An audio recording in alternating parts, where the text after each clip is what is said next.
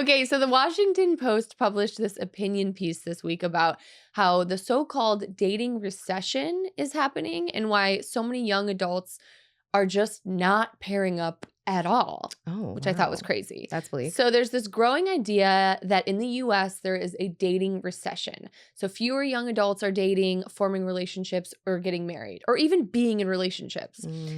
So some researchers say that this could reshape the future of families, fertility, social life, so many things. Right. This new report on the dating recession found that more than 2/3 of young adults either didn't date or only went on a few dates in the past year. Wow. Could you imagine no dates at all? I mean, No. I think that's what's happening. Yeah. So if this trend continues, about 1/3 may never marry, and around 1/4 may never have children. So in some places, this trend is even sharper. For example, roughly half of men in San Francisco remain unmarried by age 40. Half. Half? Half of the men in San Francisco at 40 years old are not married. Wow. Isn't that kind of crazy? That is so many. Yeah. So the article argues that the issue isn't simply technology or dating apps. The deeper problem is a loss of social structures that once helped people meet partners. Oh, So sure. historically, we had things like friends, families, churches, communities Right. that they helped facilitate these introductions and these relationships. But today, those structures are weaker, frankly, leaving Yeah. individuals, to navigate dating alone. Right. So modern culture pushes young adults to focus on career as well. This is another thing. Build personal brands, prioritize self-development, keep options open. Like, remember when you were in your 20s, everyone's like, don't settle down, don't do anything, don't Yeah. figure it out, try everything. And I love that way of doing life. Like, I would have not done my 20s differently, No, but me like, neither. there are different ways to do it, right? You could have like Sure. found a partner or whatever. Anyways, so the author of the piece argues that people often optimize everything except relationships.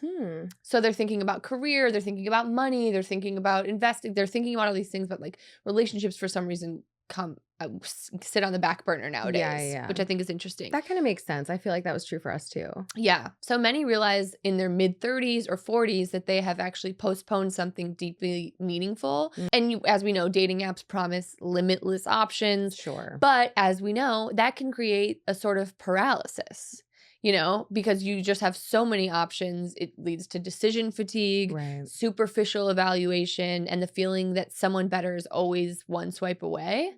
Tough. Yeah, which is tough. So the result obviously is less commitment, more uncertainty, less people actually choosing to settle down.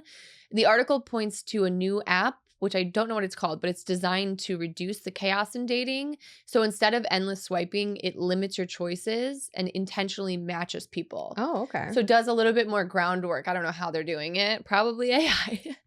But ironically, the system resembles what religious communities or traditional matchmaking once did. So Gotcha. yeah. But as a result, like what this could mean if we keep going this way, it would mean fewer relationships, fewer marriages, fewer children. Okay. And that obviously will affect the world and the economy if we keep going that way. So sociologists warn that society could see more people aging without immediate family or kin.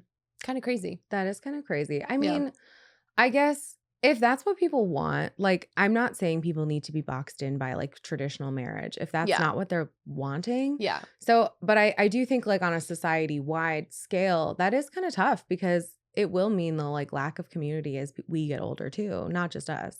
And I think a lot of my friends, I have way more friends who are child-free by choice versus people who, I mean, I would say it's about half and half, my friends that have kids and friends that don't. And we're in our I'm in my mid-30s. And so I think that's true for our generation as well. Yeah. Well, I just think our generation, we stretched out childhood, as we've discussed a few times. Like we had a great time in our 20s. No one was like so pressured to like figure things out instantly. Like I feel like when our parents were growing up, it was like my mom got married, I think at 19 years old. So it was just different. Yeah, it was just different. She had her first kid at 20. And so that's the life that they were used to. And now we had them as our parents, and my mom as a result was like, don't get married at 20, please. And instead wait a little bit, have a little bit of a life, figure out what you want to do, and like really like figure it out. Which I appreciate that advice too. But as a result, I am single. So Not your fault, Mom. It's fine. I'm If you're be listening, Mom, Yeah. don't worry. Well, and that's so interesting you bring that up because I saw another story this week in The Guardian that said a new survey of nearly 30 countries found 1/3 of Generation Z men think a wife should obey her husband versus Gen Z women, only 18% of them agree with that. And so I think that kind of shows the separation between Gen Z people and where they're feeling about future roles in marriage as well. That's interesting. Yeah, I didn't see that. And it was also really, I just want to talk about this for a second because I thought it was so strange.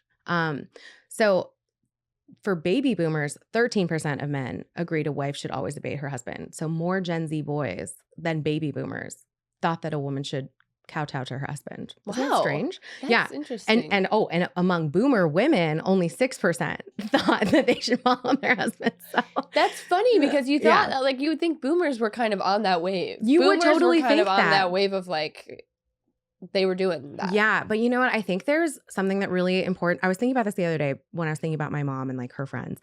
They all lived through women's lib in the 70s. And so they experienced this sort of liberation. They were allowed to get credit cards, they were burning bras, whatever. And like, I think that, I'm sorry, not whatever. Thank you to the women who came before us. Incredible. But I think that some of them really sort of imbibed that to some degree. And they're like, no, I want a more egalitarian relationship. Even though they might have had some more traditionalist views, they're not going to be like, oh yeah, I'm going to do what my husband tells me every single time. Because like, I don't know if you've ever lived with a man, but you simply cannot. And so I think that was like, I don't know. And I think Gen Z we've seen this huge proliferation of trad wife content online and that sort of thing. And I think that's a little bit warping the minds of young people. But yeah, I mean, I do think that as Gen Z goes forward into the marriage era of their cohort, we'll see a lot of discrepancy between the men and women and what they want out of a marriage too.